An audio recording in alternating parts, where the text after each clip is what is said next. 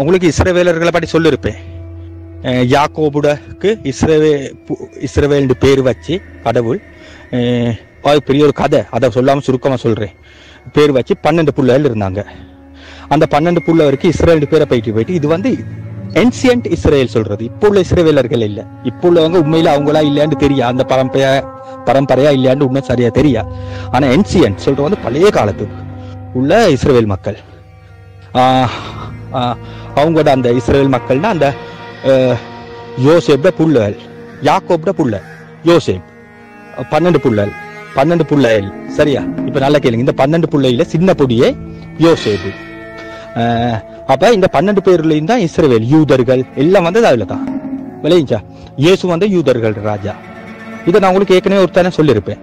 நீங்க பாஸ்கு சப்ஜெக்ட் இப்ப சொல்றேன்னா, அப்ப இந்த 12 பிள்ளையில சின்ன பிள்ளைகளுக்கு தான் எல்லாம் அவங்களோட அம்மா அப்பா நல்ல ஆதரவு. ஏன்னா சின்ன பிள்ளை எப்பயும் உண்மை சொல்லுவான், நேர்மையா வாழ்வான். அதனால எல்லாம் சின்ன பிள்ளையை கொடுக்கறது. அதனால இந்த 11 பேரும் பொறாமையில எப்படியாவது அவனை அது செய்யறது, கரைச்சல் பண்றது, அப்படி செய்யறது. அதே போல அந்த சின்ன பொடியனும் அவனோட அண்ணன்மார் செய்யற பிள்ளை எல்லாம் போயிட்டு அப்பாவுக்கு சொல்றது, அவன் நல்ல பொடியே. அதனால இவங்க என்ன செஞ்சாங்க, ஒரு நாளைக்கு அவனோட அம்மா அப்பா இவனுக்கு அழகான உடுப்புன்னு உடுத்து அனுப்பி கடைசி பொடியனுக்கு. அப்ப என்ன செஞ்சாங்க, அந்த 11 அண்ணன்மாரும் சேர்ந்து பொறாமையில அவனை அடிச்சு உடுப்ப புடிக்கிட்டு அவனை ஒரு கிணத்துலுக்கு போட்டு, தண்ணி இல்லாத ஒரு கிணத்துல போட்டுட்டு, அந்த ஒரு வெள்ளாட்டை கொன்னு அந்த ரத்தத்தை அதுல பூசி உடுப்புல பூசி அவனோட அப்பாவுக்கு போயிட்டு சொல்றது, உங்களோட மகனை காட்டு மிருகம் ஏதோ கொன்னு போட்டுருச்சு, பச்சித்து போட்டிருக்கு. பைபிள் அப்படித்தான் எழுதியிருக்கோம். பச்சித்து போட்டுட்டு உன மகன் செத்துட்டான் போல தான் கூட உடுப்பு உண்டு. அவனோட அப்பா உடுப்பை காணுனே அடையாளம் கண்டுருவாரு. ஓ, இது என் மகனுக்கு கொடுத்து உடுப்புட்டா என் மகன் செத்துட்டான்னு நினைப்பாங்க. அப்புறம் அந்த கிணத்துலுக்கு தான் இருக்கான். இவங்க போயிட்டு அவனை கொல்ல பாக்குறது எல்லாம் சேர்த்து. கொல்ல பார்க்கும் போது அவன் பென்யாமின் சொல்ற பெரிய மூத்தவன் சொல்றது கொல்ல வேணா, கொண்டு எங்களுக்கு ஒன்று லாபம் இல்லை. இஜிப்துக்கு போராக்கு இருக்காங்க, அவங்கள்ட்ட இவனை அடிமையா விற்பண்டு. அதுக்கு பிறகு என்ன செய்யறது, இவனை எஜிப்து போராக்களை வித்துருவாங்க. இவன் அப்படியே எஜிப்துக்கு போயிட்டுருவான் அடிமையா. போன பிறகு இவன் நல்ல திறமை உள்ளவன், கடவுளோட அருள் இருக்கு, அப்படித்தான் அந்த பைபிள்ல சொல்லுது. இதுக்கு பேரு திறமை உள்ளதுனால அவன் ராஜா வந்து நிறைய பொறுப்புகளை கொடுக்கறது. அவனுக்கு கொடுத்த பிறகு என்ன செய்யறா, ராஜாட பொம்புல வந்து பாக்குறது, இவனுக்கு மேல கண் வைக்கிறது. கண் வச்சு இவனோட கட்டில வச்சு பரலும் போகும்போது என்ன செய்யறான்னா, இவன் இது கெட்டவையில இருந்து அவளை விட்டு ஓடிடுவான். ஓடும் போது அவன் உடுப்பை இவன் பிடிச்சு எடுத்துருவான். ஒரு உடுப்பு தொட்டு இவன் கையில இருக்கும். யார்ட? ராணிட கையில. ராணி ராஜாவை உடனே கூப்பிட்டு சொல்லுவான், பாருங்க, நீங்க நல்ல பொடியண்டு இவனுக்கு எல்லா பொறுப்பும் கொடுத்தீங்க, இவன் என்னோடய இப்படி வந்துட்டான், பாருங்க இந்த உடுப்பு அவன் உடுப்பு தான் என் கையில இருக்கு, அவன் பலாத்காரம் பண்ண வந்துட்டான்னு சொல்றது. ராஜன் நினைக்கிறது, இவன் உண்மையில நான் இவனுக்கு இவ்வளவு செஞ்சு இப்படி செஞ்சாண்டு அவனை போய் ஜெயில போடுறது. ஜெயில போட்டா பார்வோன், அந்த காலத்துல அந்த ராஜாக்களுக்கு எல்லாம் சொல்ற பார்வோன், 1ஆம் பார்வோன் 2ஆம் பார்வோன். அந்த பார்வோன் ராஜா செத்து போன பிறகு இன்னொரு பார்வோன் வாருது. அந்த நேரம் இவன் இன்னும் ஜெயில இருக்கிறான். இருக்கும் போது இவனுக்கு கடவுளோட அருளால, இவனுக்கு அந்த பைபிள்ல சொல்லிருக்கு, கடவுளோட அருளால இவனுக்கு கனவுக்கு அர்த்தம் சொல்ற சக்தி கிடைக்குது. அப்ப வந்து ஜெயில உள்ள இன்னும் 2 பேர் கனவு சொக்கான்னு சொல்லுவானுங்க. சொல்லும் போது இவன் அர்த்தம் சொல்லுவான். அதுல ஒரு அர்த்தம் வந்து ஒருத்தனை கழுத்த வெட்டப்படும் சொல்லுவான். அதே போல அவனுக்கு கழுத்த வெட்டப்படும். அடுத்தவனுக்கு சொல்லுவான், நீ காப்பாற்றப்படுவான். அதே போல அவன் காப்பாற்றப்படுவான். ஆனா அவன் சொல்லுவான், நான் காப்பாற்றப்பட்ட போயிட்டு நீங்க என்னைய பற்றி ராஜா கிட்ட போய் சொல்லி நான் ஒரு அநியாயம் செய்யாதவன், என்னைய விடுதலை பட்ட சொல்லுவான். அதுக்கு பிறகு அவன் காப்பாற்ற போயிட்டுருவான். போட்ட பிறகு ராஜ் ஒரு கனவு கண்டு குழம்பி போய் இருப்பான். விளங்கிச்சா? ராஜ் ஒரு கனவு கண்டு குழம்பி போயிருப்பான். எப்படி திசை 2 அர்த்தம் கண்டுபிடிக்கிறேன், யாருக்குமே அர்த்தம் சொல்லல. அப்புறம் அந்த காப்பாற்றப்பட்டவன் அவன் சொல்ற ராஜாக்கு, எனக்கு என்னோட ஜெயில இருந்து ஒருத்தர் இருக்கிறான், அவனுக்கு கடவுளால அர்த்தம் சொல்ல தெரியும், அவன் எடுக்கண்டு அவன் ராஜா வெளியெடுக்கிறது. எடுத்தோன்னா அவன் சரியா அர்த்தம் சொல்லுவான். அது அர்த்தம் வந்து 2 வகையான 7 வருஷங்கள் 2 தெரியுமா?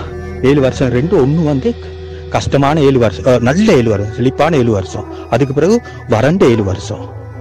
நல்ல 7 வருஷத்துல நிறைய தானியங்களுக்கு போயிட்டு நல்லா நாங்க சாணியங்களை சேர்த்துக்கொள்வோம், எல்லா இடமும் தானியங்களையும் சேர்த்துக்கொள்வோம். ஏன்னா அதுக்கு பிறகு வறண்ட 7 வருஷம் வரும். அப்ப எல்லாமே கஷ்டப்படுவா, தூங்குவாங்கன்னு சொல்லிடுவான். ராஜா சொன்ன மாதிரி இது நடக்க போயிட்டு ராஜா இவனுக்கு எல்லா பொறுப்பையும் கொடுக்குறது. நீ இன்னைக்கு பெரிய ஆள், நீ தான் எல்லாம் சேர்க்கணும் சரியா? ஜெயில இருந்தவனை கூப்பிட்டு பெரிய பொறுப்பு, இவன் எல்லா தானியங்களையும் சேர்க்கறது. முதல் 7 வருஷத்துல பெரிய களஞ்சியங்களை சேர்த்துருவாங்க. அதுக்கு பிறகு அடுத்த 7 வருஷத்துல பஞ்சம், எல்லா பக்கத்துல இருந்து வந்து இவங்களோட சல்லி கொடுத்து கூட சாணி எடுத்துட்டு போறது.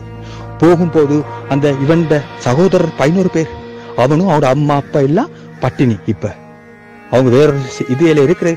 அப்புறம் அவங்க அவங்களோட அப்பா சல்லி கொடுத்து அனுப்புறது. இந்த நீங்க 11 பேரும் போயிட்டு அந்த அந்த எஜிப்ஸ்ல நிறையா சல்லி இருக்கா, அது தானியங்கள் இருக்கா, எங்கிட்ட சல்லி கொடுத்து தானியங்கள் எடுத்துட்டு வர சொல்லி சொல்றது. அதுக்கு பிறகு இவங்க வந்து தானியங்கள் எடுக்கிறதுக்கு சல்லி கொண்டு வர்றது, வந்தா தம்பியை காண்றது. ஆனா அவங்களுக்கு தம்பியை அடையாளம் காணல. ஆனா தம்பி எப்படியாவது தெரிஞ்சு கொள்றான். அவன் பெரிய ஆள் தானே, அவனுக்கு ராஜாவோட அடுத்த ஆள். ஆனா அவன் கூட்டுவாரு, வா இங்க சொல்லி கேட்குற, நீங்க எங்க இருந்து வாங்க அப்படி இப்படியெல்லாம் கேட்டுட்டு அவங்க சொல்றது, எங்களுக்கு 12 சகோதரர் இருந்தாங்க, நாங்க 12 பேர், அதுல ஒரு தாளை நாங்களே அடிச்சு விட்டுட்டோம் அப்படியெல்லாம் சொன்னோன்னு இவனுக்கு தெரிஞ்சிடும். இவனுங்க உண்மையை சொல்றான், இப்ப அண்ணன்மார் திருந்திட்டான்னு இவன் பாவம் பாக்குறது. ஆனா சொல்றது இல்லை. அதுக்கு பிறகு என்ன செய்யறது, அந்த 11 பேருக்கும் சாப்பாடு சொல்றது, நல்ல சாப்பாடு கொடுத்துட்டு சரியா எல்லாருக்கும் சாப்பாடு கொடுத்துட்டு ஒரு பொடியனுக்கு மட்டும் நிறைய சாப்பாடு வைக்கிறது. அவன் நினைக்கிறது இவன் என்னோட புறாமப்பட்ட மாதிரி ஒருத்தனை நான் கவனிச்சு அவனோடையும் புறாமப்படுவான்னு செக் பண்ணதான் அவன் அப்படி செய்யறது. சரியா, இது சுருக்கமா சொன்னா அதுக்கு பிறகு இவங்க எல்லாம் கண்டுருவாங்க, சொல்லிடுவான் இதுதான் எங்கட அப்பாண்டு எல்லாம் வந்து எஜிப்ஸ்ல பெருசா வளர்ந்துருவாங்க. வளர்ந்து கடவுளோட ஆசீர்வாதத்தோட பெரிய சடமா வந்த பிறகு அந்த ராஜாவும் செத்து போயிட்டு அதுக்கு பிறகு வார ராஜாக்கள் இவங்க பெருசாகி வாரங்கிட்டு பொறாமையில இவனுங்களை அடிமைப்படுத்த தோங்குறது, அடிக்கிறது, கஷ்டப்படுத்துறது, அப்படி தோங்குறது. சரியா, அவங்க கடவுள் சொல்றது வந்து அதுக்கு பிறகு அதுல இருந்து தப்பி வரதான் மோசே. அது ஒரு பெரிய கதை சொன்னாலும் பெரிய மெசேஜ் ஆகும். சுருக்கமா சொல்றேன், அந்த பரம்பரையில வார ஒரு ஆள் தான் எஜிப்ஸ்ல மோசே வந்து கடவுள் சொல்ற உன்னை மோசே மூலம் நான் உங்களை விடுவிப்பேன். அந்த எஜிப்ட் ராஜா கிட்ட இருந்து அடிமைமாய் தான் இப்ப இருக்காங்க. ஆரம்பத்தில் நல்ல இருந்தாலும் அந்த ராஜாமாய் செத்த பிறகு இவங்க முன்னேற்றம் அடைந்த கண்டு பொறாம கொண்டு ஆக்க இவனை கொல்ல பாக்குறது தானே, இந்த ஜனங்களை அடிமையாக்குறது, அடிமைத்தனத்துல இருந்து விடுவிக்கும் போது அந்த ராஜா விடுறது இல்லை. விடாதனால கடவுள் என்னுடைய பலத்தை காட்டுறது ஒவ்வொரு வாதைகள் கொடுக்கிறது. ஒரு பயணம் கடல்ல எல்லாம் அப்படியே ரத்தமாகிரும், எல்லா இடமும் கவலைகள் வரும், சில நேரங்கள் வெட்டுப்பூச்சிகள் வரும், அப்படி நிறைய விஷயங்கள் நடந்து வந்து 9-10 வாதம் இல்ல, 10ல் 9 முடிஞ்சு கடைசி வாதையில எல்லா உயிரினங்களையும் தலை மூத்த ஆக்கள் செத்து போவாங்க. ஆடுகளோட மூத்தது செத்து போகும், மாடுகளோட மூத்தது செத்து போகும், மனுஷங்களோட மூத்த புள்ளல் செத்து போவாங்க, எல்லாம் செத்து போவாங்க நாளைக்கு. ஆனா எந்த இஸ்ரேல் மக்கள் மட்டும் என் மேல விசுவாசம் வச்சு ஒவ்வொரு ஆக்களும் ஒரு நல்ல ஒரு ஆட்டுக்கிடா வெட்டி அதர் ரத்தத்தை உழுவாச சொல்லுவாங்க, உழுவாச சொல்ற அந்த கதவு முன்னுக்கு இருக்குது அதை பூசுனா அவங்க மட்டும் சாக மாட்டாங்க. அப்படி சொன்ன பிறகு அப்ப அவங்க அந்த இஸ்ரேல் மக்கள் எல்லாத்தையும் அப்படி பூசுறது. இஜிப்சியாக்கா அதை நம்பாம பூசுறது இல்லை. அவங்க எல்லா மூத்தமான்மாரும் செத்துருவாங்க, ராஜாட மூத்தமானும் செத்துருவான்.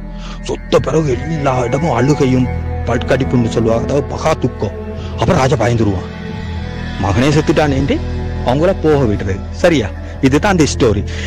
இந்த பாஸ்குண்டு வார இதுல அந்த தேவதூதர்கள் வருவாங்களா, அந்த எல்லாரோட மூத்த மகன்களையும் கொல்ல, எல்லாரோட மூத்த மகன்களையும் கொல்ல தேவதூதர்கள் வரும் போது அந்த பாஸ்குன்னா பாஸ் ஆகிறது.